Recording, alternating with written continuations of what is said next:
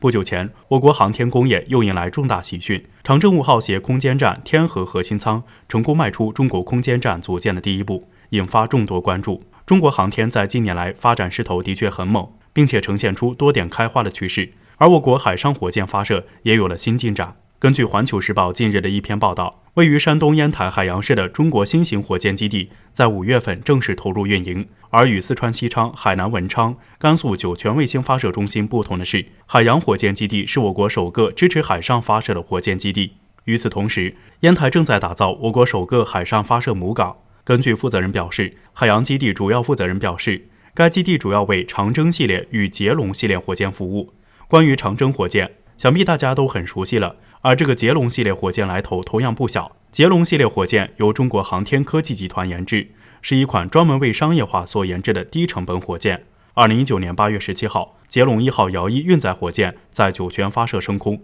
并且将3颗卫星送入预定轨道，此举标志着龙系列商业运载火箭正式登上舞台。捷龙1号能向200公里的轨道高度运载200公斤的有效载荷，其成本为每公斤2万美元，相当于同类型国外商业火箭的60%。也正是因为拥有更低的发射成本，捷龙系列火箭很适合走商业化道路。此外，计划在2022年首飞的捷龙3号火箭一次可发送多达20颗卫星。除了捷龙系列火箭，另一个更加引人注目的要素莫过于海上火箭发射基地了。在2019年6月5号，我国利用巨型轮船将长征11号火箭从黄海海域成功发射，这也是我国首次进行固体运载火箭海上发射技术试验，并且证实了我国具有海上发射火箭的能力。相比于陆地火箭发射，搭载海上火箭发射基地的优势在于节省火箭拆卸和转移所花费的时间，并且远离陆地，也能使火箭发射风险降低，可以避免火箭碎片落到居民区。而且将来我们还可以在南海岛礁搭建类似的火箭发射基地，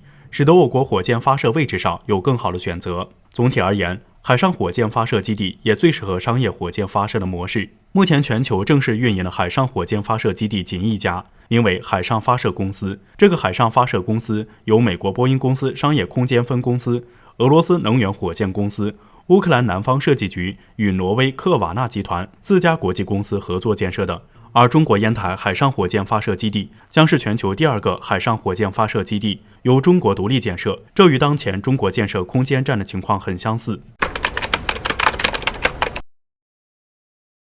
据人民日报海外网的消息称，近日解放军海军3型主力舰艇在海南正式开启了服役之旅。对此，台安全部门表示，解放军在南海的部署已经造成周边地区的局势紧张，所以在台即将进行的汉光演习中，会将此次入役的军舰也纳入演习假想敌的考虑。简而言之，台安全部门的意思就是因为我军3艘主力舰的入役，所以要在后续的演习中添加这3艘主力舰作为假想敌，而这会致使台海局势变得更为紧张。另外还需要知道的是，除了台防务部门外，在日本最新的内阁会议上，日本外务大臣茂木敏充发表了2021年版的外交蓝皮书，表达了对中国海洋活动和香港、台湾等国家内部事务的关注。对此，有日本媒体借机疯狂抹黑中国，称中国海警执法船只在钓鱼岛附近海域的行动违反了国际法，表达了对中国海警法的深切关注。另外，日本也借涉疆、涉港和涉台事务干涉中国的内政。同时，在外交蓝皮书中，日本还把台湾定为重要伙伴。除了日本外，最近澳大利亚也在台海问题上不断挑衅中方。澳大利亚国防部长皮特·达顿在接受澳大利亚广播公司的公开采访时就表示，台海地区发生冲突的可能性不可低估，澳大利亚将与该地区的盟友共同努力维护和平。另外，还有澳军方的官员称，如果中国和美国在台湾海峡出现摩擦，澳军可能会派遣军队与美国作战。这些计划包括派遣潜水艇、海上侦察飞机、空中加油飞机和大黄蜂战斗机。但一旦台海冲突爆发，日澳真的将会如他们所说的那般冲在最前面吗？毫无疑问的是，他们当然不会。虽然日本跟澳大利亚都是美国的听差或者跟班，但没人是傻子，谁都知道第一个与中国起冲突的绝对没有好下场。就像美智库学者分析的那样，当下美国对台海的威慑已降至历史新低，若不能建立强有力的地区联盟，那中国则很可能在2到5年内对台海动武。中国正等一个时机，一旦中国在未来的某个时刻取代了美国的地位，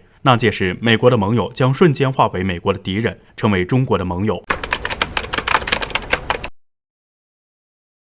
据亚洲时报的报道，印度现在已经超过了俄罗斯和英国，成为全球第3大国防支出国。根据瑞典斯德哥尔摩国际和平研究所的数据，第1和第2位分别是美国和中国。斯德哥尔摩国际和平研究所周一公布的数据显示，2020年全球军事开支增长 2.6% 至 1.981 万亿美元。其中，美国、英国、印度、俄罗斯和英国位居榜单前5位。2020年全球军事开支增长了 2.6%， 而在这一年，全球国内生产总值缩减了 4.4%。这自然主要是因为大流行带来的经济影响，结果就是2020年全球军费支出占 GDP 的比重，即军事负担从2019年的 2.2% 上升到了 2.4%， 这是自2009年全球金融和经济危机以来军事负担同比最大的增幅。需要注意的是，2020年5个最大的军费开支国合计占全球军费开支的 62%。根据该研究所的数据，就军费开支而言，美国仍然是最强大的国家，国防支出为7780亿美元，比2019年增长 4.4%。中国的军费开支增长了 1.9%， 达到2520亿美元，成为全球第2大军费开支国。印度排在第3位，其军事预算达729亿美元。俄罗斯排在第4位，国防开支为617亿美元，比2019年增长 2.5%。英国排名第5，军费开支为592亿美元，比2019年增长 2.9%。报告指出，俄罗斯在2020年的实际军事支出比起最初的军事预算低 6.6%， 比前几年的缺口更大。根据 SIPRI， 几乎所有北约成员在2020年都增加了军事开支。为了应对与中国的军事冲突，印度大幅增加了自己的军事开支，但印度有专家指出，印度的军费未必能给这个国家的军队带来太多的战斗力提升。首先，印度维持着庞大的陆军编制，高达133万部队的人员规模的薪水、福利、生活费用占据了军费中的大部分。印度军队中存在着大量的冗余部门，这些奇怪的部门对于作战没有任何意义，却长期存在。为此，印度军队正在裁撤大量的与作战无关的部门，比如军乐队、仪仗表演队、饲养场、军官食堂等等。其次，印度军队在采购进口武备时，通常会选择性能先进却价格昂贵的型号，这导致印度军队中充斥着大量各类型号的先进武备，却由于价格昂贵而数量不足以覆盖全军，形成全面的战斗力提升。万国牌的武备也导致了后勤的困难，大多数部队的弹药库存不够10天高强度作战所需。而由于印度自研能力差，政府和军工企业腐败严重，大量的研发资金砸在各类项目中，却没有实际有作战能力的装备服役，所以无论是外购还是自造，印度短时间内都很难彻底改变自己的武器装备落后的局面。据专家们估算，印度如果想要让自己的装备规模达到俄罗斯一样的水平，那么需要投入10倍以上的资金才行。至此，印度疫情肆虐之时，印度还妄想追赶中国的军事建设，无疑是痴人说梦。也难怪有国际观察人士评论道，印度军费虽增至全球第3，却远不及中国的1/3，无法跟中国斗。一旦中印军事冲突谁会赢，就印度这点战斗力，其实败局已定。